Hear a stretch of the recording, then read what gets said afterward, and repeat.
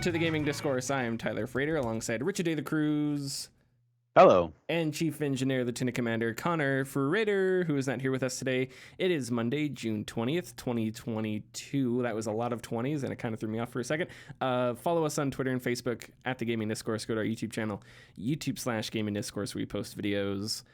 Latest couple videos is a review of Iron Lung, a submarine horror game, and a discussion with Mark Dara, former BioWare developer. A new video should be posted tomorrow or possibly the day after, depending on how smooth things go with the final edit.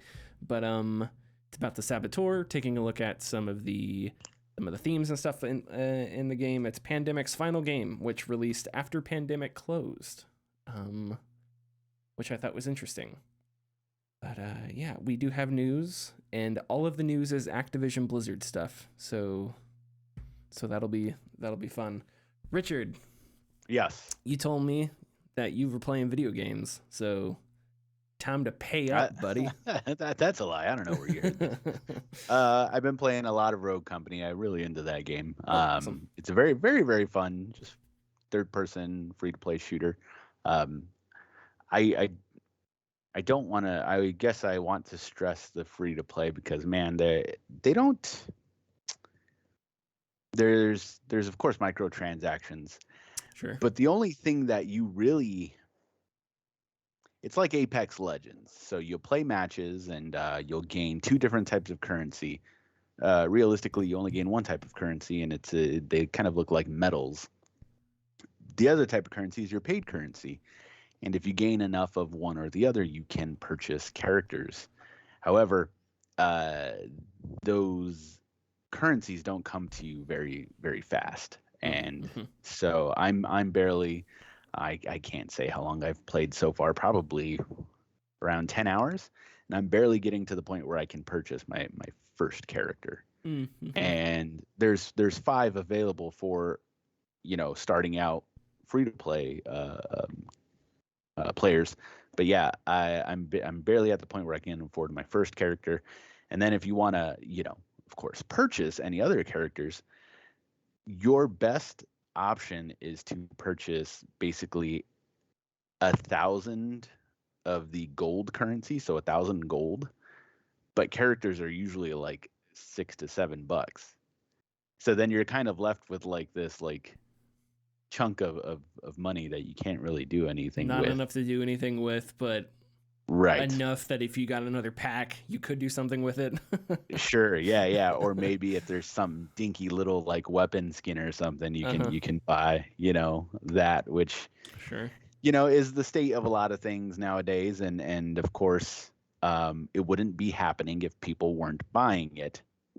So I kind of had to settle with that fact, but thankfully what I have now, there are better options. There's if you want to do $25 and then you get 8 characters and then 500 gold, it's okay, that's a way better deal, but that's $25, of course. You can go that route.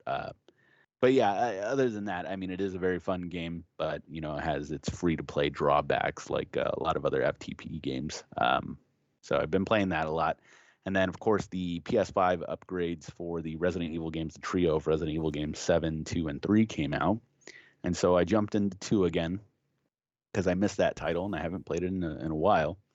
And I had just gone through beating Claire's story. Okay. And I kind of blazed through it. I think I did it in about 3.5 hours. No, about just under 4 hours. And I did it on purpose. I rushed through it on purpose. Sure, yeah. Just because I was I just want to get through real quick. I just want to have the feeling of playing Resident Evil again. And of course, I love that feeling. And I started up Leon's section. And you have 2 options after you beat the game. You can just choose a whole brand new game and then play Leon's side as it is when you first start the game. Or you can continue into what they call the second run. And it's essentially you'll play the side that you didn't choose. So if you chose Claire first, you'll play Leon. If you chose Leon first, you'll play Claire. However, they mix it up and items are in different places. Puzzles are slightly different and things happen differently. Like, for instance, Leon's second run, Mr. X is following you immediately. Like he's already in the building. There's a cutscene or so at the beginning where you're already at the police station. First off, like it skips the whole introduction sequence and you're already at the police station. And the computer where you're supposed to figure out where to go at the beginning, when you go up there as Leon and check it out, it's a security camera footage of Mr. X walking through the hallway already. And then he stares into the camera and then like punches the camera. So you're already, I haven't activated him yet because you still have to activate him after that. Yeah. So, but it's sooner than expected. So right now I'm in this position where like liquors are already like out and about, like things are already going down in the police station. And so something that I thought that I was going to, I don't want to say blaze through, but something that I thought wasn't going to worry me as much on a second playthrough, especially with like all of the like infinite ammo things and whatnot, is now I'm kind of like hung up and I'm like, I'm gonna have to take this a little slower than I expected. So that's been very exciting. And so those are the two main things that have been taking up my time this last week. Awesome. How does Resident Evil 2 look with the PS5 upgrade? It looks good, but it looks kind of the same as well. I don't know if it's because I spent so much time playing the original remake of Resident Evil 2, but I tried it with the ray tracing on and the ray tracing off, and I could give or take it. It already looked really good. It did already look really good. Yeah. And it still does look good. It still does look good. I actually more of I enjoy the dual sense features, so that the triggers do, resist to you depending on which type of gun that you're using. And then of course, awesome. Like, is it a free upgrade? It is a free upgrade, yes. So if you turn, like in Deathloop, if you turn and like there's something you can pick up or something of notice, like your controller will like shake real quick, like it'll vibrate. Awesome. So I love those, and I get a kick out of it. And I don't know if I will. I may play 3 again because it's the more action of the two. But we'll see about that. I might go back and play 7 actually, because it's been a while since I played that game, and I don't recall too much of it. So I remember a lot of 7, and I enjoyed 7, but 7 of the Resident Evils that I've played, 7's probably my least favorite. But it's not that I disliked it. It's just not as impactful. Not as impactful. At least I don't know. Some of the, you're going around the creepy house in New Orleans. No, you're going around the creepy house, in the bayou or something like that, and it just doesn't have the atmosphere of Domitresque's, Victorian castle and that kind of stuff. Like that sort of campy horror just isn't there. But anyway, enough about that. Okay, cool. So I did start a couple games. I started Days Gone. So I went back and started playing Days Gone a little bit more. I had started a while ago. Something came up. I don't remember what it was. It was another game. There was another game. There was another game. Yeah. Now I started back playing Days Gone. I enjoy Days Gone. I think it's good thus far. The Days Gone has made me appreciate good dialogue and good voice acting. And it's not that I think the voice actors are bad, but I think, and again, I don't have, but in my mind, this is like a direction issue, because they're like, and the actor that plays Deacon, I forget his name. He's a very successful, famous actor. He played Darth Maul in the Clone Wars. He did Starkiller. So he's obviously very good. There's nothing wrong with him. But like, there are moments where he'll say a line and it's just so off. Like, it just doesn't fit the scene at all. And the game has trouble with knowing when to have Deacon saying things at certain like audio levels, because it expects you to have, he'll get a call and it expects you to be on his motorcycle. So it's like, so he responds, yeah, okay, I'll go check this out real quick. but like I'll stop and let the audio continue, and so it just plays out really silly, because you're like, he's just, the bike is off and it's middle of the night. There's like zombies within earshot, and he's like, okay, yeah, don't worry about it. He's just screaming. It's just a funny look. I understand that's difficult to do, but when I think about like Red Dead Redemption and Red Dead 2, it's like I never remember slowing down on the horse and Arthur going, yeah, okay, Dutch, as he was sitting on the horse. So I'm not going to sit here and say that's easy to do. It's not, but it is something with the game that I notice. And a lot of the scenes are just, it is cool seeing Deacon before the fall of civilization. Because I had expected that he was like a veteran or something. And I think that I may have just guessed wrong, because there's a scene where he kills somebody and it plays out like it's the first time he's killed somebody, because he gets really scared. And I was like, oh, that's interesting, because his character there is way different from the cynical, angry Deacon that we get in the game. And I thought that's a really interesting way of sort of showing two sides of a person. But there's some scenes. The scene that stands out is when he first. It's a flashback when he first meets his wife, and she's at the. It's this funny little meet cute. Her car is broken down, and he's driving by on a bike, and so he's like, "Hey, you need help? Whatever." It's really nice. It's charming, fun little meet cute. But then these rednecks like drive by them, and they almost crash. And so as they're on their way back to her car, because her car broke down, the rednecks are like stealing from her car. And so there's like three of them, and it's this really weird cutscene where Deacon gets off the bike and he's like, all right, fellas, and he goes straight into just fighting them.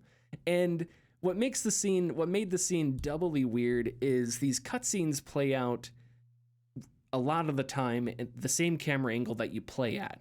And it kind of tricks you, because you think you're supposed to be playing, but you're not. So like if he's riding a bike, I don't know how far you've gotten in the game, but during this cutscene, when you're riding the bike, you're not controlling it, but the camera angle is exactly the same as if you were. Okay. And then he gets into this fight, and you're supposed to fight. It's a fist fight. Like, you actually have to control him and fight. And I'm like, oh shit, okay. But there's no block button or anything. It's just punch. So I'm hitting different buttons to like figure out how to block. And I'm like, can I roll? You can roll in the game. Can I roll here? But no, it was just supposed to be this moment where you just go ham on these guys, and it totally fumbled. But anyway, so it gives you like a couple seconds of fighting these guys. And then it turns out that Deacon is just getting his ass kicked. And it's this really weird scene where these three hillbillies are like holding Deacon up and punching him in the stomach. And meanwhile, his wife is Sarah, I think, or I forget her name. She's on the bike like 10 feet away, and she's like trying to get cell phone reception. It's just such an awkward way of like doing a scene. And then she looks in a bag, and she's like looking in his motorcycle bag for a couple minutes, and then she brings out a gun. And it's like, okay, Deacon, why didn't you get that out? Like at first, like it's just a weird thing. So anyway, there's a bunch of little tiny things like that the game does, where there's a side mission where Deacon finds a young woman, and you're not sure exactly how old she is. She looks like she could be 13. She looks like she could be 16. She's like adolescent years. But Deacon talks to her like she's 5. He points at a picture. Is this your mommy? When clearly this is somebody that is like, 13. I don't know. So it's just there's some weird writing and stuff like that. I think you can tell that that I feel like Bend Studio, is it Bend Studio or Bend? Yeah, it's Bend, like you're bending something. Yeah, I think it's in Bend, Oregon, right? I think that's a town in Oregon. Oh, yeah. Oh, yeah. Probably then. But I feel like they kicked open the door to Sony, to SIE, and they're just like, hey, Jim, we got an idea. Open world Last of Us. What do you say? And they're like, oh, yeah, sure. Because the game is a lot like Last of Us. Not exactly the same. There are some meaningful things that make it different. I really like the way it tells you how threats are around you, kind of gives you the direction. The old Ghost Recon games would do that. So like there's an enemy to your left somewhere, but you don't know where to your left. It's just to your left, and it's got 3 ranges, far, medium, and close. So you kind of point that direction, you kind of hunt them down. Some enemies, if they're quiet or sitting still, you won't hear them, so you can totally stumble into them. Some enemies are stealthy, so you won't pick them up anyway. So that's a really neat way that they do that. I like a lot.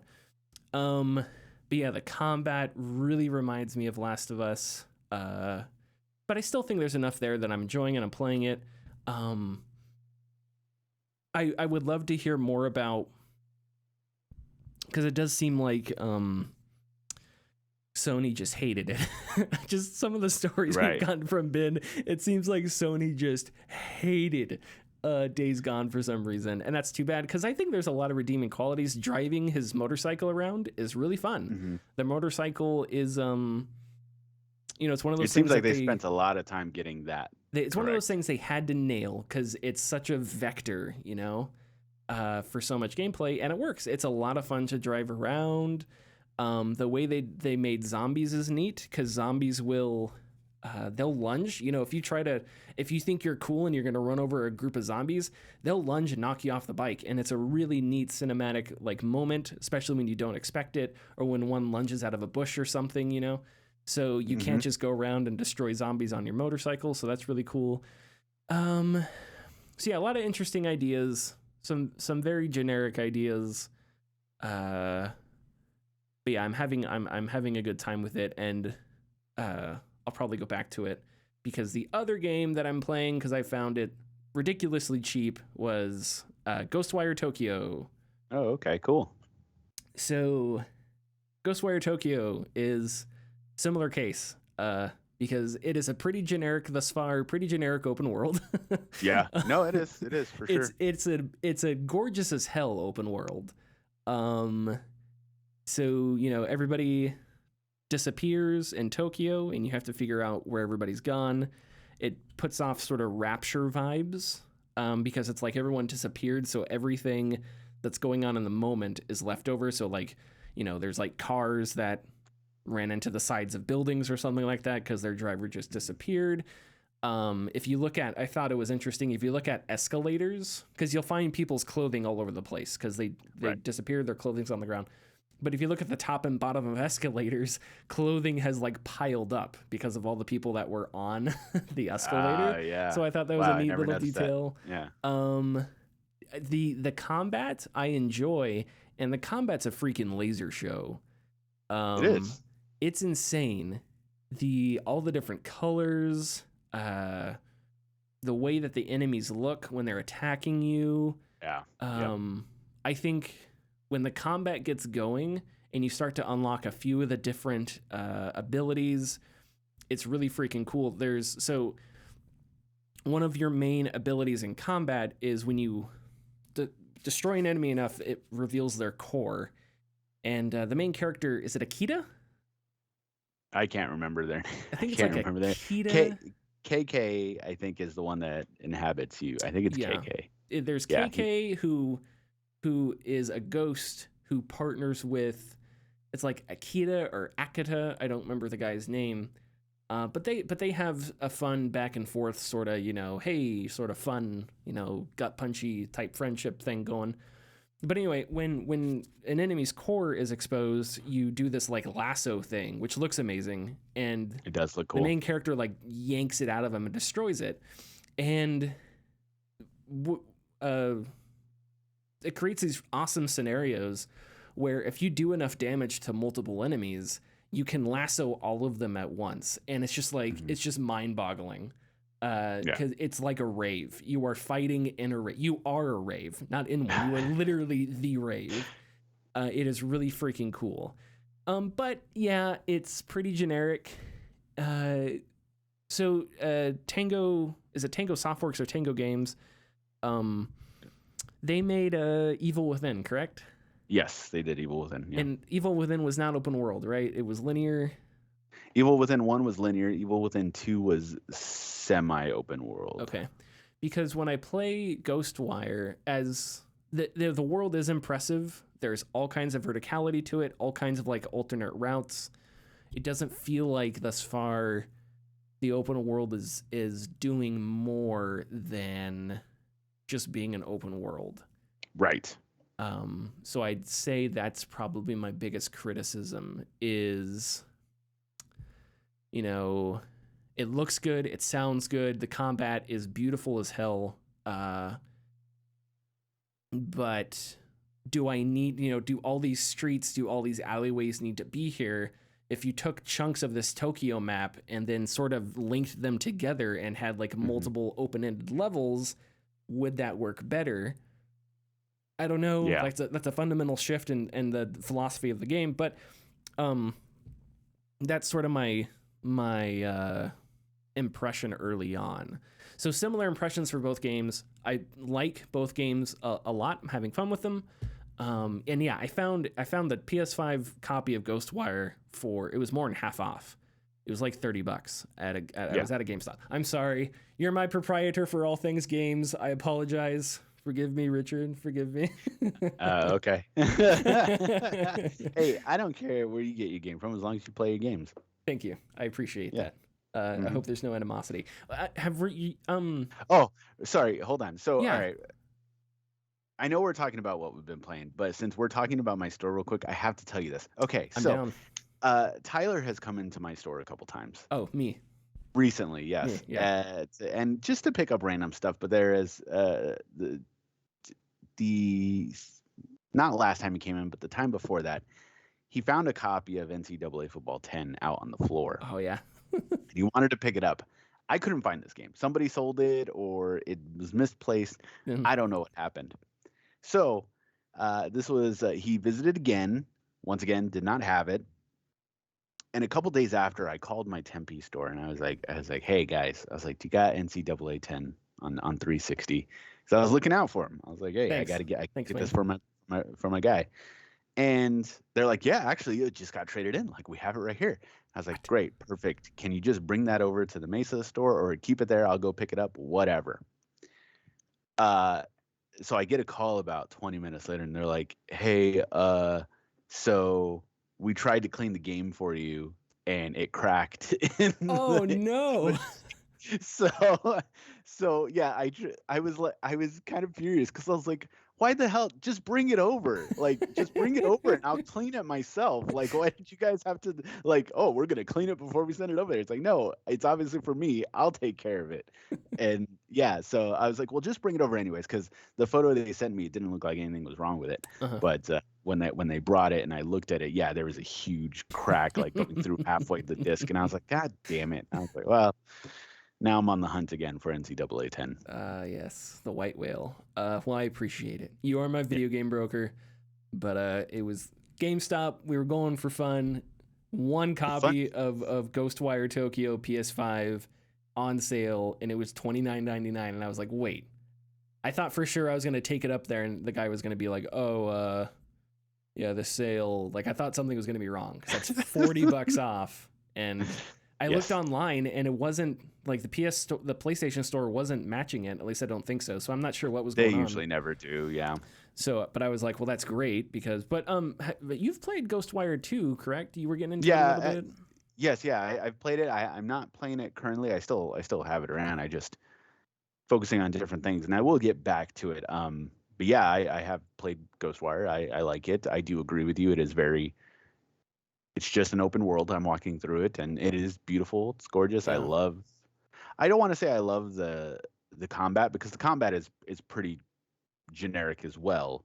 However, the flourishes that they give with what you're talking about, and like pulling cores out and how he kind of like cat cradles with like the wires with his fingers is really cool. Do like your bow and arrow you get, and you of course the main thing that you do is you kind of like shoot wind from your fingers. Yeah. And then eventually you'll get fire, you'll get water, you'll get et cetera, et cetera.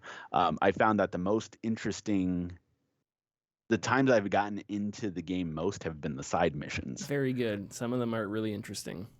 Yeah, some of them are very, very interesting. I think it's because they just deal with normal people. And they deal with, I don't want to say archetypes. They deal with archetypes of people, not stereotypes of people, but archetypes. Like there's a grandma you run into, and is it a grandma or a grandpa? But they complain about, a hoarder who like lives around the corner. Yeah.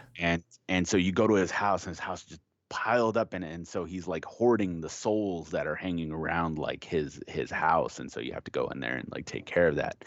And I think it's really cool because they do one of my favorite things that Control does, that Remedy likes to do, and well, Tango Softworks did it, or Tango Software, whatever. Yeah, I don't remember. It's Tango something. Yeah, Tango video games. they did it with Evil Within, and that is very quick environment changes. Yes. So it's like, you know, The you art open the direction door, is, you're in somewhere else, or like you open the door and the whole room is like, you know, cat a corner or something like that. Mhm. So there are lots of cool things in Tokyo Ghostwire. Unfortunately, just all together, it is a fine game. Yeah. And thus far, I'll play it some more. But thus far, I don't know if the open world needs to be there. They're the souls of people that disappeared in Tokyo. You absorb them and you can sort of rescue them. But like I'll find, like if I'm at the top of a building, and you can only carry so much at once. So I can only carry right now like 16 at once. So if I'm at the top of a building and I'm full on souls and there's a couple spirits up there and I'm up there for a side quest and it takes 2 minutes to get up there, it's like I'm never coming to the top of this building again to pick up these souls, you know? Yeah, It's just like, why? If it's just up here to collect more things, like it doesn't really make you stronger or anything like that. But yeah, another thing is I'm surprised at the sense of humor the game has. The game is funny. Like it has a sense of humor. You find cats and dogs around the town, and you can read their thoughts, and they're saying funny things. You can feed the dogs, and the dogs get super happy. There's the cat spirits that are the shopkeepers. The shopkeepers, and they always make like animal puns. They say like unfurl your wallet, ha ha ha, and stuff like that. So the game has a sort of a sense of humor that I did not expect at all. Because the main story is not like, it's not a comedic story, but yeah, so part of it's charming. The art direction is off the charts, and yeah, I'll probably switch between that and maybe get back into God of War eventually. I don't know, but both games look amazing on the PS5 though, with Days Gone's PS5 upgrade and just the way Ghostwire looks on PS5. Those are some two damn pretty games. Damn pretty games. Yeah. Okay, ready to get into news? Let's do it. Okay. We want to give a massive shout out to the sponsors of this episode. They have been silently supporting us since the very beginning, and we felt it was time to give them some love. The like and share buttons have been at our side since episode 1 of the podcast. They can be found just beneath this episode. Please give them a click, it helps us greatly. If you're feeling lucky, click the bell icon to enter for a notification anytime we post new content. You may be surprised by what you get. Richard, what's going on at Diablo? Diablo Immortal has made $24 million in 2 weeks. This is according to App Magic. It is a group that tracks the mobile market, kind of similar to Steam charts, but the US accounts for a fourth of Diablo Immortal's downloads and 44% of its revenue. The second most in revenue is South Korea with 22%. Right.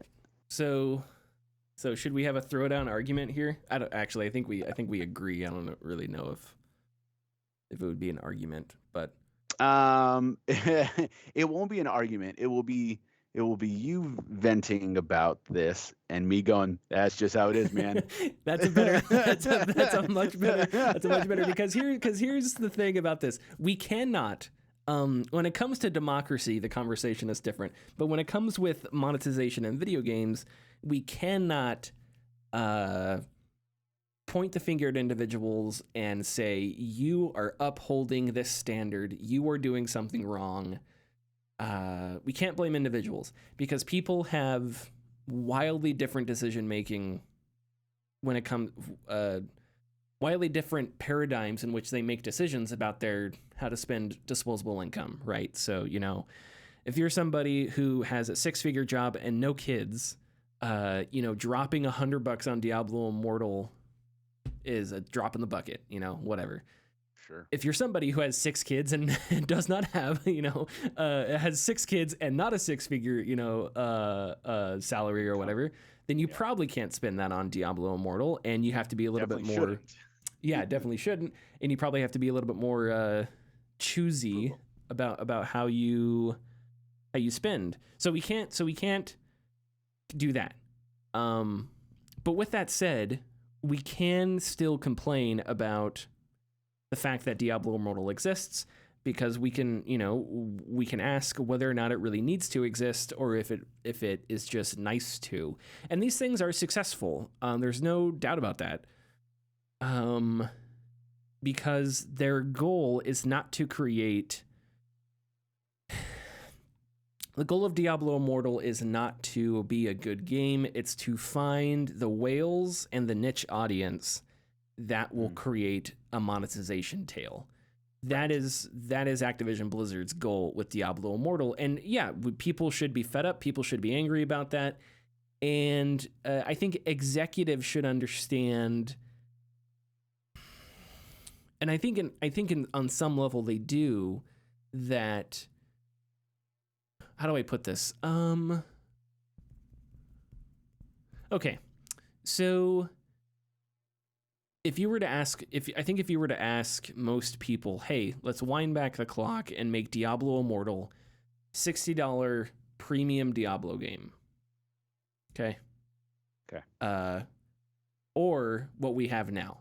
I think most people in gaming circles would rather live in the world where Activision Blizzard puts out Diablo Immortal and it's the best Diablo it can possibly be, and the goal is not a monetization tail. But when you talk with an executive, they don't see that, because all they see is that Diablo Immortal made $24 million. And if that's the result, then that's all that matters. They're not going to deal with these hypothetical questions, which I don't think are all that hypothetical. I think we talk with Avengers all the time. These companies know things like loot boxes are unpopular, and it's because when they don't have loot boxes, they put it out there as a reason that this game is good, like Avengers did. Yes. So there's my vent. And then would you like to counter with a shrug? I believe I am just so. I have the attitude that I have is because I deal with and you're not wrong to have customers. It. Yeah, the type of customers that I deal with all the time, and I see how much consumers don't understand value or don't understand what they are getting. And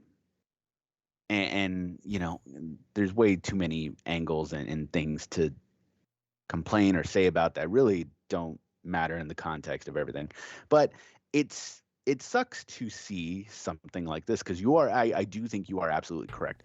Diablo Immortal does not need to exist, and the only reason it does is to bring in a consistent revenue of some sort. And it sucks to watch articles about this streamer spent $15,000 on Diablo and only got a 5-star character, which is, in the grand scheme of free-to-play games, and I play a lot of them, it's not even ridiculous. I don't even know the word for it. It's astronomically unfathomable, that you would have to spend that much money just to get a high profile item that way. So yeah, we can deduce that Diablo Immortal is only here to make money, and it's a shame, because that shows that this company, Activision Blizzard, doesn't actually care about the IPs that they own. Yeah. In some semblance. And it also sucks because I'm going to go back to Rogue Company here. Rogue Company, I enjoy the game. I have 5 characters who are all varied in some way, shape, or form. And I have already spent X amount of time on this game without spending money. So in that instance, I can safely assume that these developers, Hi-Res Studios, actually do care about the product that they're putting out to an extent. The money is, or the free-to-play aspect is just there as a secondary portion of the income. And so, yeah, when you see these two types of mentalities kind of clash, it sucks, because I know that Diablo is a quote unquote household name that people are more than likely going to check out compared to something like a Rogue Company. Sure. Yeah. But yeah, I mean, this is just plain and simply the way that it was going to go to see 24 million in 2 weeks, and probably way more than that, releases in China. Yeah. Right. Yeah. Yes. And that is exactly what I was going to get at, because that is just, we are looking at the U.S. We have absolutely no bearing on what goes on in South Korea and in China and in Japan. So it's the money that they're going to make, because over there, this type of stuff is the way to play games, unfortunately. Yeah. Yep. And I think there's a place for free to play games in the ecosystem of gaming. You know, I don't think it's all horrible. I think companies can make sustainable businesses and keep people in jobs and stuff like that with microtransactions. So it's not all bad, but you know, this is Activision Blizzard. This is a, you know, once a blue blood franchise. And yeah, there's really like, it's all about just you're making a game to capture a niche whale audience. That's all it's about. And that's disappointing, because, you know, if you enjoy video games because you think they're fun to play and fun to discuss and fun to analyze and whatever, this route takes us further away from that than closer to it or more into it, I guess. Right. So yeah, anything else you would like to say before we move on? No, sir. Okay, another Activision story. An Activision Blizzard investigation finds no evidence of systemic harassment at Activision Blizzard. This investigation was conducted by the board of directors with the assistance of external advisors and shared in a filing with the Securities and Exchange Commission. I don't remember which one it is. It's one of those. Activision Blizzard also had Gilbert Casillas, former chair of the Equal Employment Opportunity Commission, conduct a review of data collected from gender harassment reports between September 1st, 2016 and December 31st, 2021. The report admits there were substantiated instances of gender harassment, but those circumstances do not support the conclusion that Activision senior leadership or the board were aware/tolerated gender harassment, or that it was ever a systemic issue. Reading from the report here, and this is again Activision Blizzard report, quote, contrary to many of the allegations, the board and external advisors have determined that there is no evidence to suggest that Activision Blizzard senior executives ever intentionally ignored or attempted to downplay the instances of gender harassment that occurred and were reported. And, quote, it must be said that the company has been subject to an unrelenting barrage of media criticism that attempts to paint the entire company and many innocent employees with the stain, I feel like I need to read this in like a Southern gentleman, with the stain of a very small proportion of our employee population who engaged in bad behavior and were disciplined for it, my good sir. Things we know. The Wall Street Journal reported Kotick threatened to have a female assistant killed in a voicemail in 2006, and did not report to the board a 2018 settlement with an alleged rape victim at Sledgehammer Games, and prevented Dan Bunting, who is a former co-head of Treyarch, from being fired for sexual harassment. The report does not directly reference these, but it is clearly inspired by these reports. Kotick drafted the Townsend letter. Again, I say this every podcast. Fran Townsend posted a letter, said, this lawsuit is a bunch of bullshit. And then we learn that letter was drafted by Bobby Kotick. If that's not downplaying, I don't know what is. Jen O'Neill, who was, after J. Allen Brack left, Jen O'Neill and Mark Ybarra were placed as co-leads. Jen O'Neill, who said she experienced sexual harassment, left the company and also complained that she wasn't being paid as much as Mark Ybarra was at the time. And of course, J. Allen Brack left. So there's all kinds of stuff there that I just thought would be good to remind us about in light of this Activision Blizzard assessment of their job thus far. Yeah. Go ahead. Oh man. Okay. So there's two things I took, two things I have a problem with in the story. Particularly the first part is Activision senior leadership or the board were not aware or tolerated gender harassment or that it was ever a systemic issue. I don't believe that these things are ever brought up to those senior leadership positions. Like they're always, depends on what we're talking about with senior leadership. Like senior leadership sure. as far as like the group who is making like senior leadership at like Sledgehammer Games, or are we talking about like the suits at Activision Blizzard themselves? Because I highly doubt that any of this was brought to them. Directly? I think that yes, directly. I think I all can of see these, that. Individual board members not knowing every single thing. right. I can understand that. Sure. However, that doesn't absolve them of anything. No. Absolutely not. So even then, like that is kind of a BS like statement. Secondly, God, I really hate how they tried to lasso in their second not report, but the quote The second here. quote, that I pulled, yeah. The second quote, God, it's so much bullshit that they had to lasso that and many innocent employees. This literally has nothing to do with those innocent employees. Yeah. What innocent employee? The ones who were sexually harassed, are we talking about those innocent like employees? Because that is such a BS line to try to. Oh, someone's shooting a gun at me. Can you stand here real quick? Like right in front of me? Right. Like it was, it was their shield. When has the discussion been everybody at Activision Blizzard, from artist to Bobby douchebag Kotick, is evil? When has that been a discussion? Right. Now, I'm not on Twitter 1,000% of the time, and I'm not, combing through tweets. But I do like to think that I'm somewhat informed and I try to stay with the news and stuff like that. And I don't think that's ever been a large portion of the discussion. The discussion's never been, we're blaming artists. We're blaming, that's never happened. A lot of shit's been tossed at Bobby Kotick, and rightfully so.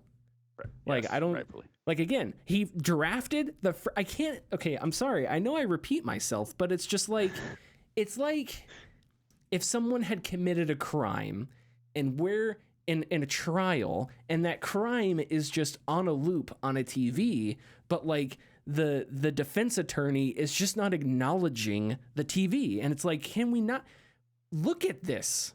That's pretty plain. That's pretty black and white. Yes. So, I don't know.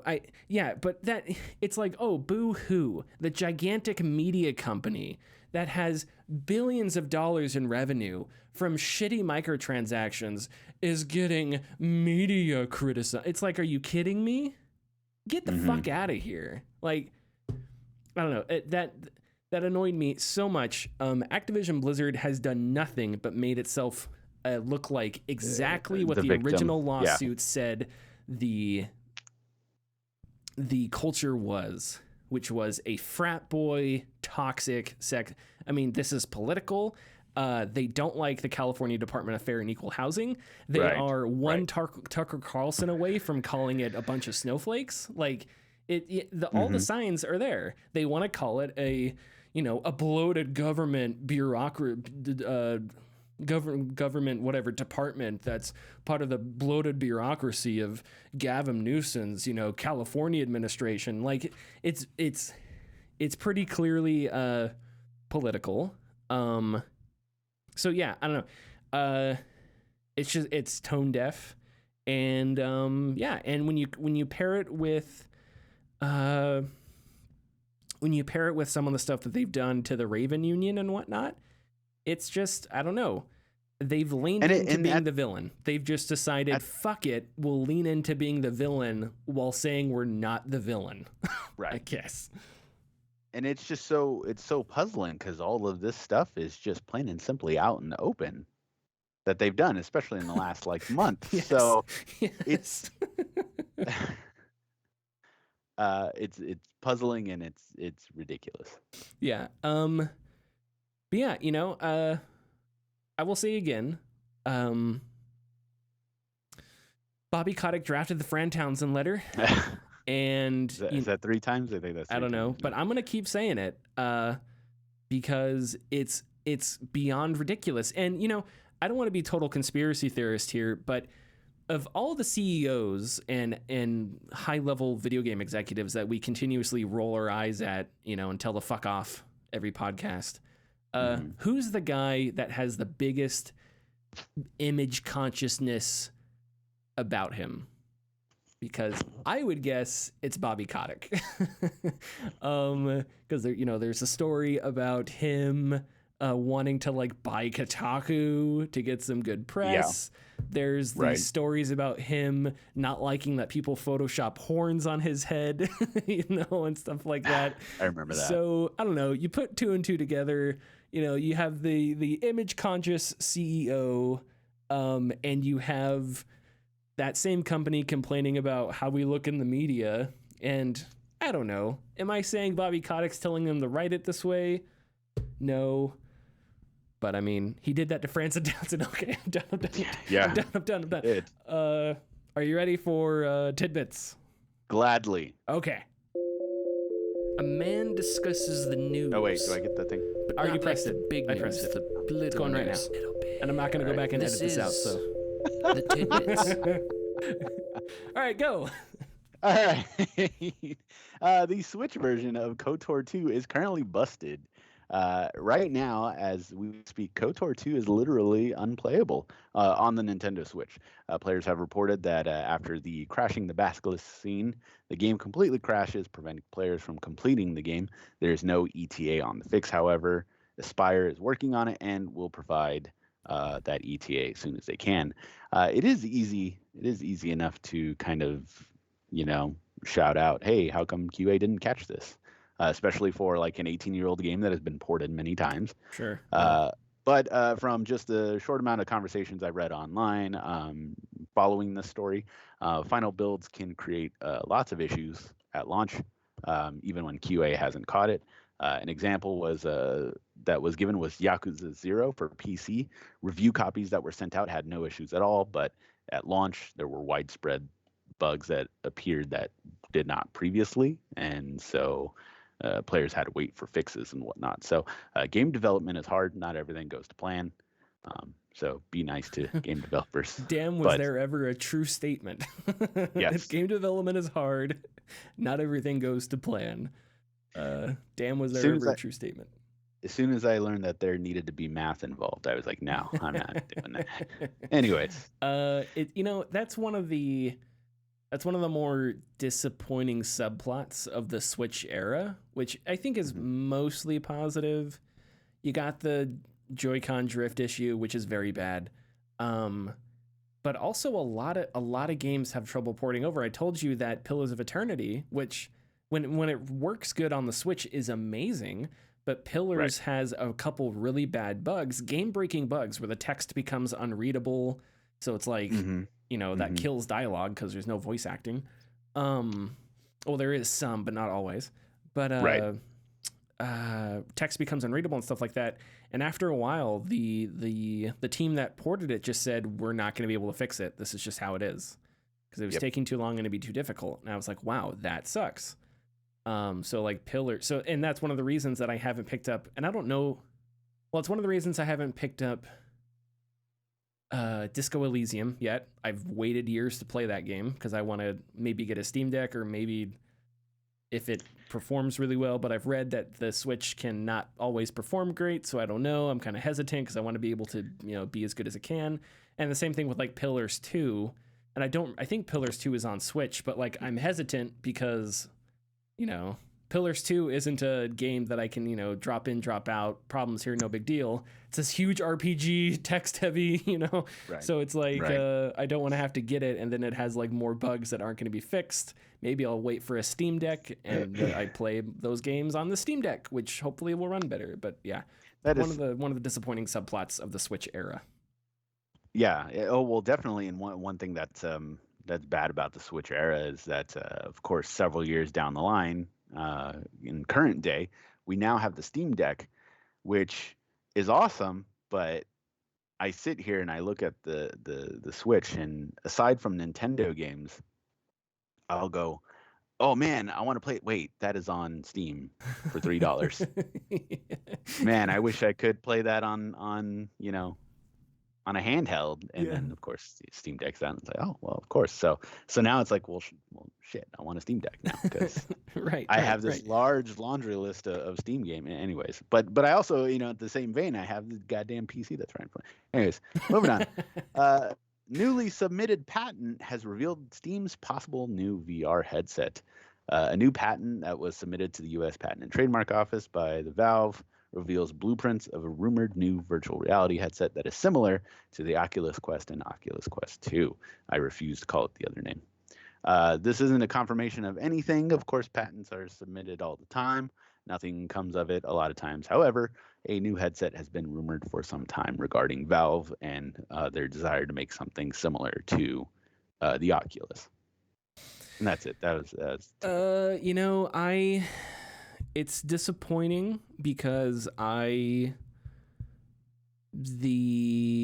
index going from the Quest, this is going to sound pretentious. I'm sorry ahead of time.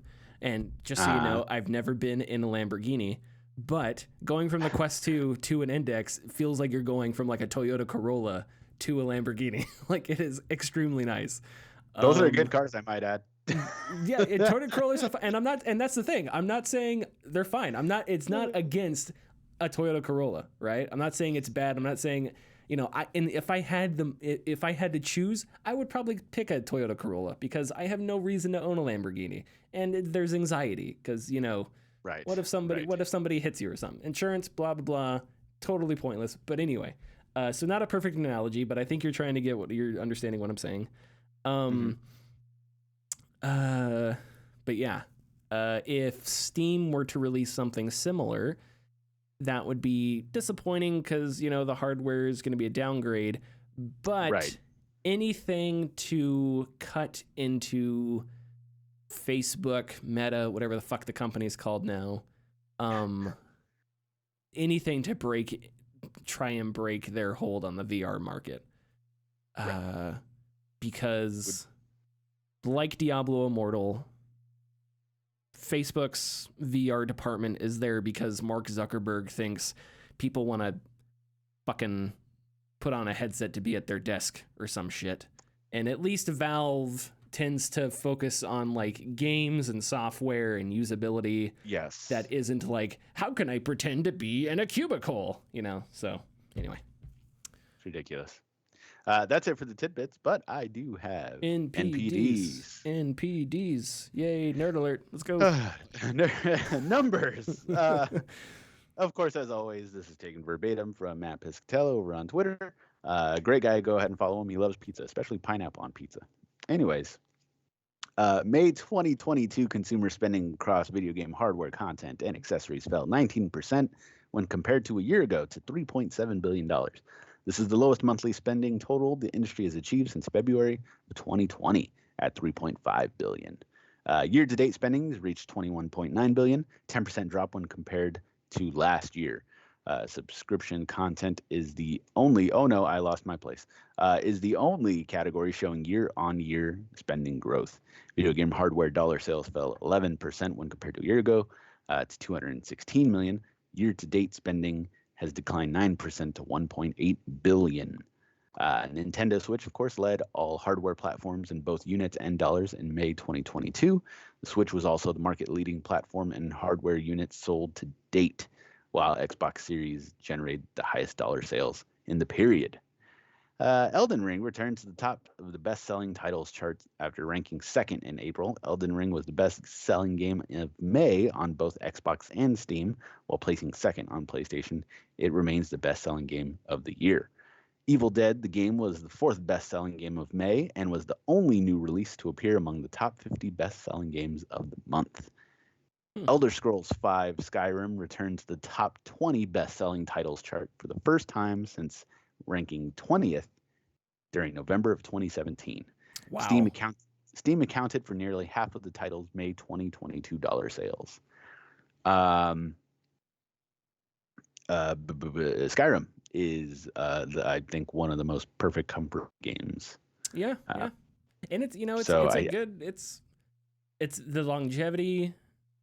You know what? If Bethesda can get their act together, if Starfield's great, if Elder Scrolls 6 is great, I am fine with how they've milked Skyrim.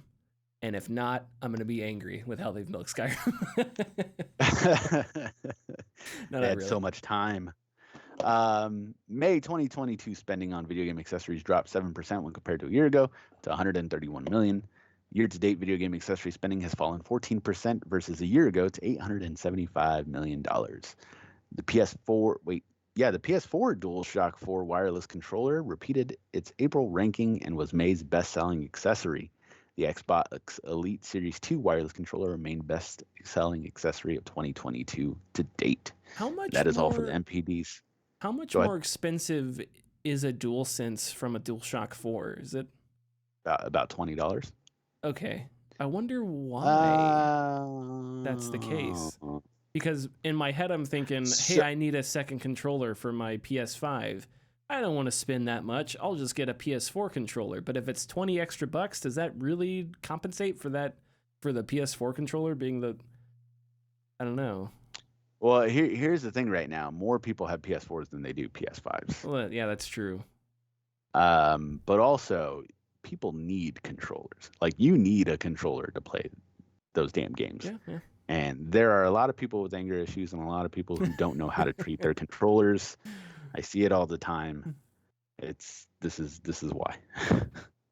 I will neither confirm nor deny that I'm one of those people with oh wow, all right. with anger issues. No, I can treat my controllers very well. I even sanitize them with cloth. Anyway, don't need to get into this.